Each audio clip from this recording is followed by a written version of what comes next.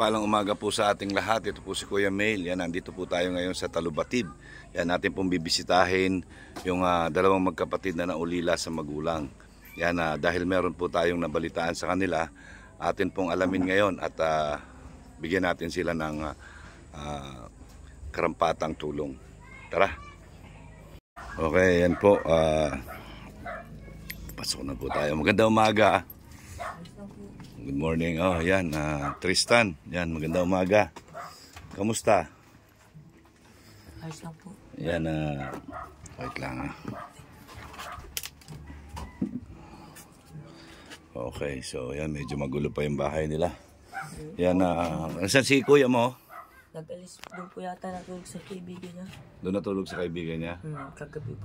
So, kamusta naman kayo dito? Mabuti naman po. Yan kasi kahapon galing ako nung isang araw galing ako sa Gahunon. Yan, may binalita sa akin. Yan, hindi daw magandang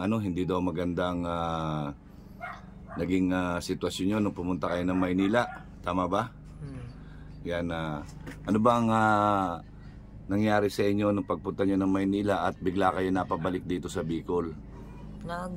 Babakasyon lang po kami, tapos nagsabi po kami mauwi kami dito, di na po kami pinauwi. Ayaw na kayong pauwiin? Dapat magbabakasyon lang kayo. Tapos po nung nakauwi po kami dito, nagpaalam po kami kay Papa. Oo, pinayagan kayo? Pero doon po sa mga kapatid niya, di po kami nagpaalam at di po kami papauwiin. Ba't tayo kayong pauwiin? Awang ko doon. So, paano yung pag-aaral nyo kung sakali man? Kung hindi kayo papauwiin, pag-aaralin ba nila kayo ron? Siya o yata. In-enroll na ba kayo doon? I-enroll po sana kami, dito naman po namin gusto mag-aral. Dito nyo gusto mag-aral? Ayaw nyo doon sa papa mo? Ayaw ko po doon at ngayon lang po na kami nung nagkakita at may asawa na po yung bago. May asawa ng bago? So talaga mas prepare nyo dito? Kahit kayo lang dalawang magkapatid?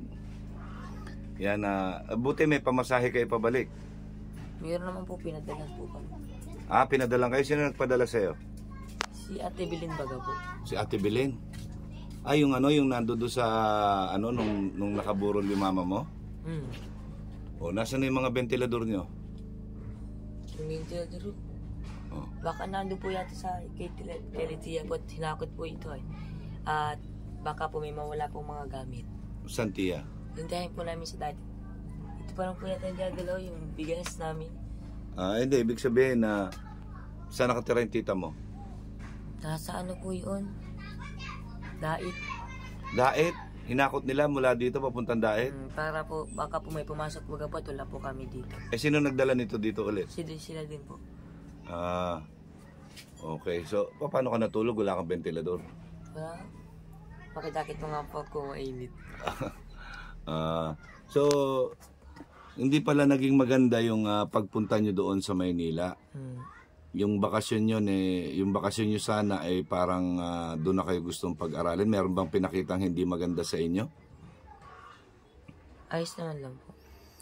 Ayos lang. Pero, bakit biglaan kayong umalis papunta rito? Sabi daw po, may mabinta daw po nitong bahay. May mabili? May mabinta daw po. May mabenta? Bakit ibebenta? Awan ko. Sino daw magbebenta?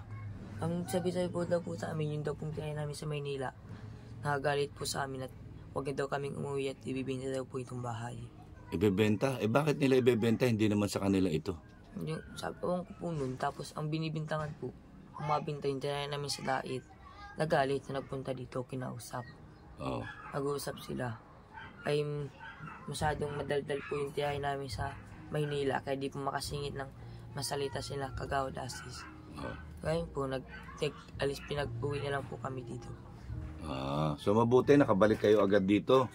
Kasi nag-alala ako nung mayroon sinabi sa akin yung mga nakakakilala sa inyo doon sa Dait na kakilala yung tiyahin mo doon, yung taga-Gahunon. Yan, kaya agad-agad sabi ko, sige pupuntahan ko doon sa Linggo para Linggo nando doon sila. Kumain na ba kayo? Nagising pa lang po ako. Kagabi, anong saan kayo na kumain kayo kagabi? Diyan, Kalati Bilin. So, hindi pa kayo, kumbaga ba kailan lang kayo dumating pala? Nung ano lang po. Linggo ngayon? 17. 16 po. 16, edi ano yun, Lunes ba yan? Ano ba ngayon? 20. Martes, Miyerkules, ganyan, dumating kayo. So, ang hirap pala doon na, pinapakain naman kayo doon. Maayos naman ang kain nyo doon. Yan, marami akong nabalitaan, totoo ba yun? Yung mga nabalitaan ko, na binibidyo lang kayo, pinipicturean lang kayo, na kunyari, bibilihan kayo ng kung ano-ano. Binili lang po kami, sabi daw po, yung sapatos, yung bibilhan daw po kami bukas. Pag ito po bukas, wala. Wala. So, sabi si Kuya, pauwi na lang daw kami, nagpalang kami kay Papa. Nag-uwi po kami dito. Pinayagan kayo? Si Papa po payag, pero po yung mga kapatid niya hindi. Bakit kaya? Gusto po yata kami din lang po. At tulad daw po kami ito kasama sa bahay. May mga kamag-anak naman po kami dito.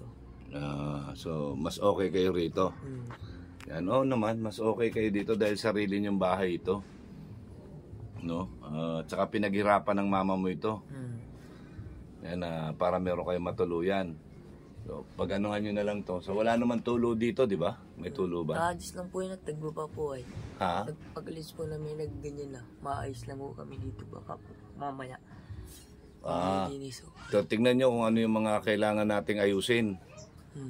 Yung kailangan nating ayusin para para makomportable kayo. Mga ilang ba to? Mga ilang pawid ba ito? May 100 siguro, no? 100 mo yan. 100. Magkabila. Magkabila 100? O 100, ano? Tapos pati itong dito, mga 250 na na nipa. Kasi pagkabubong kinabit natin dyan, sobrang init nyo dito. Yung yero. Yan, sige, ganito na lang. Malapit na magpasukan, kamusta naman yung mga gamit nyo? Bili po yata. Papadala, yung mga gamit po yata namin doon na naiwan sa Maynila, ipapadala po yata dito. Anong gamit? Pang-school po. Binilihan kayo? Ang gamit sa school? Sino bumili? Yung tiyahin po namin doon. Sa Maynila. So meron na kayong gamit? Papadala lang daw po dito. Okay. So, mabuti naman pala. At ako masaya dahil nakabalik kayo dito. Mas maganda pa dito. Di ba? Ayos po kami dito. Matagal na po kami iniwan ni Papa. 8 years old pa lang ako. 8 years old pa lang. So, wala ka namang galit sa papa mo? Wala naman po. Yan, okay lang naman sa'yo. Saka mabait naman sa inyo yung papa mo, no?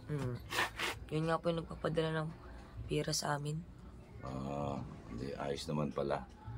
Yan mabuti kung gano'n.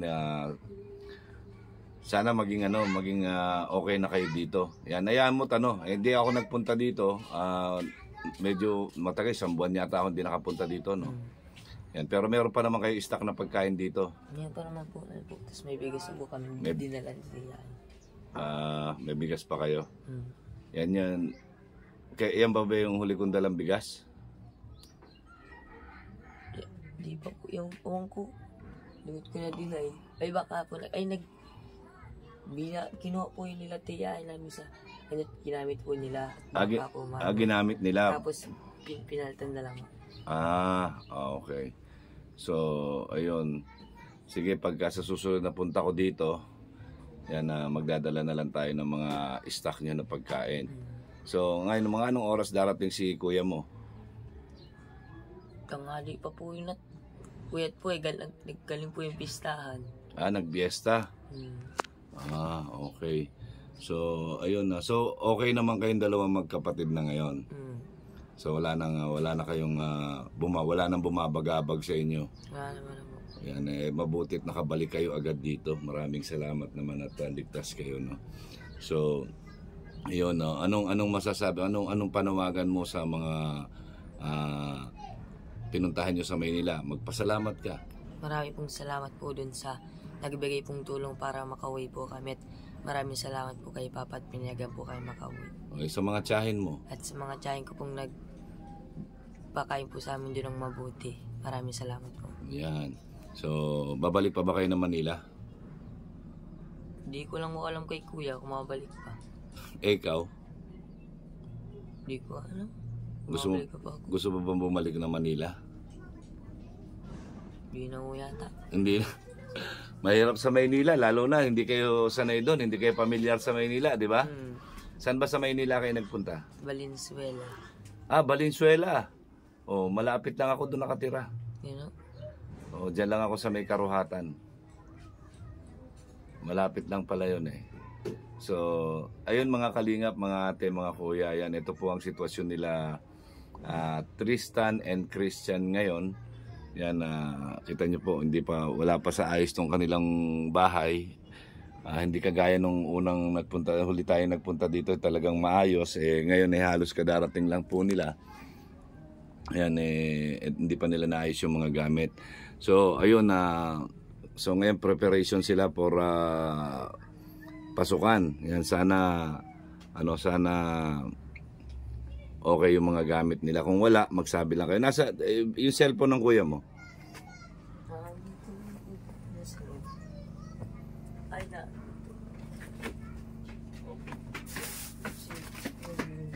Ay, dalawa yata o. Dala niya. Bakit hindi niya ako... May message, sabi ko sa kanya, yung message niya ako, hindi ba siya Ano? na... Ha? Sira na, di na Hindi na nagana. nag-retire na siya. Nag-retire na. So sana merong makasuporta sa atin kahit yung mumurahing cellphone lang, no? Para may contact. Nagtataka ako, tinanong nga ako bakit hindi kung nag-message kayo sa akin. Sabi ko wala naman silang message. Yun nga, nabalitaan ko kaya napunta kagad ako dito. Yan, pinuntahan ko kagad kayo dito. Yung nga po na kamukha ko, nagiram po kami ng cellphone sa pinsan namin. Sabi kami. Nag-chat kami, katibil na padalahan kami pera at mauwi kami. Nagpalo naman na kami kay Papa. Nung una po, nag-flight po yung tiyahin namin sa Manila. Sabi daw po, hatid na kami bukas. Kinabukasan po, di na po kami hinatid. Nag-alis na lang siya. So, ayun buti na lang okay naman at nandirito na kayo. So, okay mag-alala, nandirito pa naman si Kuya. May lahat yung mga tumutulong sa inyo na nanonood sa atin. No, basta yan, sana merong merong makatulong sa atin para magkaroon kayo ng cellphone kahit yung mumurahin lang para lang meron tayong communication, merong contact. Ayan, so ayan po, yan. Anong masasabi mo? Meron ka bang panawagan o ano? Panawagan na? Wala po. Yan, at least nagpasalamat ka sa mga tiyahin mo, sa papa mo, di ba? Yan, na magandang pinakita sa'yo. So, ayan, meron ka bang kailangan dito? Meron kayong mga kailangan dito? Yata. Pantalon pang school. Pantalon pang school? Yan, ano sukat? Medyo yung yata yung sa akin, Kuya Large. Siguraduhin nyo para nun, na makatingin ako sa i-send nyo sa akin yung sukat ng pantalon. Yan, ano yung kake? Ano po yata yung black? Black? School. Yan, anuhin nyo yung waistline nyo ha, kayo magkapatid. Tapos sabihin mo sa kuya mo, i-message ako. Para nun na may nakikinig sa atin, baka meron mag-support sa mga gamit nyo sa school. Polo, t-shirt, ganyan ba? Yan, yan nyo, may awan Diyos at pagbalik ko dito, dala ko na yung mga kailangan nyo na yan. Basta i-message nyo sa akin yung sukat ng waistline nyo ha. Tsaka yung damit, yung t-shirt. Okay? Yung polo, gumagamit ba kayong polo? Hindi ako na polo, t-shirt lang na puti. Polo shirt, yung ganyan, may kwelyo. Kay Kuya yan, mga t-shirt lang. Basta kung ano yung sabihin nyo, kung pa-message mo sa akin yung kuya mo, kahit ikaw, pwede Kuya Mail, i-message mo ako sa Kuya Mail. Tapos yung sukat nyo, kung anong klase yung damit para mahanap ko sa diet. Yan. Yan, salamat po. Yan, salamat kay Christian. Yan po ang sitwasyon nila. So, kailangan nila ng uniform. Yan, siguro kung ano, baka pati gamit sa school, ano? Ayan. So, yun po. Maraming salamat. Ito po ang sitwasyon nila ngayon. Wala po si Tristan. Nandun daw po nakitulog sa kaibigan. So, ayun po. Abangan nyo po yung susunod natin vlog kay Christian and Tristan. Yan, pasalamat ka sa mga nanonood sa atin. Maraming salamat po sa mga nanonood po namin at nagsusuporta po kay Kuya Mel. Yan. Maraming salamat. Yan. Ang laging sinasabi ni Kuya Mel, ang gumagawa ng mabuti sa kapwa ay pinagpapala. Mabuhay po tayong lahat hanggang gusto natin na naaayon sa kalooban ng Panginoon. Ayan po, sana po suportahan nyo ako dito sa mga pangangailangan nila Christian and Tristan. Maraming salamat po. Isang mapagpalang umaga, isang mapagpalang araw ng linggo po. Yan, sa ating lahat. Yan. Maraming salamat po. God bless. Christian at Tristan, yan, may pera kayo dyan? Wala po. Wala kayong pera? So, sige, bigyan ko kayo ng pang-allowance nyo. Para kahit pa paano may panggastos-gastos kayo dyan. Wala na din atang pera si Kuya Mel. So, ito. Ayan. Yan, para meron kayong panggastos, no? Yan, basta i-message mo lang ako kahit na ikaw na yung mag-message sa akin. Sa, di ba, sa nagko-computer ka naman? Ulit po akong Facebook. Oo. Ano mo lang ako, Kuya Mel, ha? Kuya Mel, pwede mo akong i-message so mababasa ko naman kagad. Tapos, pag message mo doon, sabihin mo lahat ng mga sasabihin mo. Kasi, siyempre, sa susunod na pag-online mo na naman ulit sa computer shop, di ba? So, ayan, bahala ka na muna dyan sa panggastos ninyo. Basta i-message mo lang ako kung ano mang kailangan ninyo, okay? Yan, maraming salamat.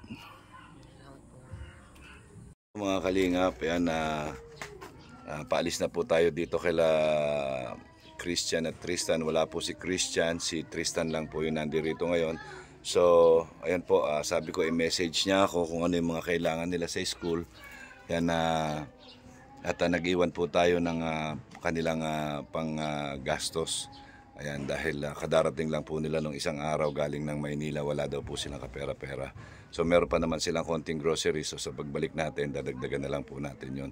Yan, sa lahat po ng mga gusto sumuporta, yan, kay Christian and Tristan, yan, wag po kayong magatubili na mag-message po sa akin, yan, or magpa-GCash 0966-655-4615.